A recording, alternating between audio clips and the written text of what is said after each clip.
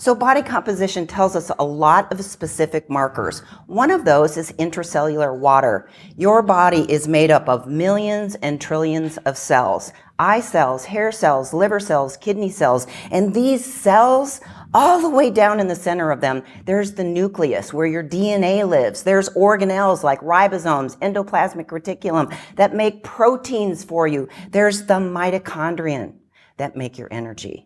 The cell has to have membrane integrity so that it can hold on to water.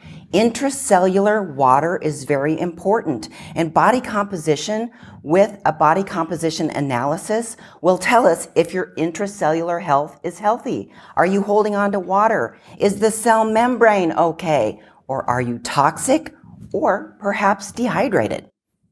So when we measure body composition, we're actually looking at a ratio between intracellular water inside the cells or extracellular outside the cells. It might look like this in practicality. How many have had those infamous sock lines?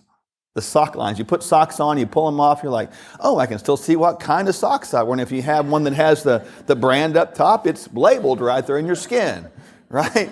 The point being, that shows you and tells you something. Now we can measure that, of course, in the body composition, but you can see right there on the slide what that tells you as far as practical things.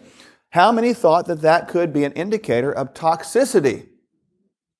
Interesting. How many think it's an indicator of a chronic elevated inflammatory process? Or how many have ever thought about catabolic reaction, muscle loss?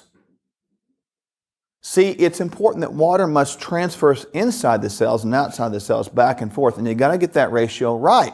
If anyone wonders what it is, it's between 39 and 36%. That's where it should be. But many times we see people that come into the clinic on this body composition machine, and they'll be about 39.5 or even 40%, which indicates this, right? So we need to understand what intracellular and extracellular body means in regard to body composition. So what are the things that cause us to lose an optimal body composition? Well, at the top there you see stress. Stress, stress, stress, and more stress in this society. It causes us to make bad choices. Bad choices in regards to food, so we're not getting the macronutrients that we need in the right ratios, proteins, carbohydrates, and fats.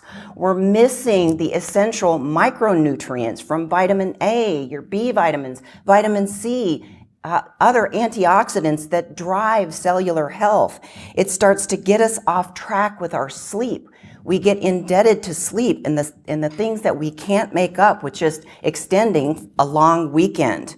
And our DNA, just because we're born with a blueprint, does not mean that that blueprint has to express itself. If we take care diligently to watch our daily habits on how we think, how we emote, how we feed ourselves, how we exercise or not, it all leads back into what happens with our body composition, either in a positive manner or in a derogative manner.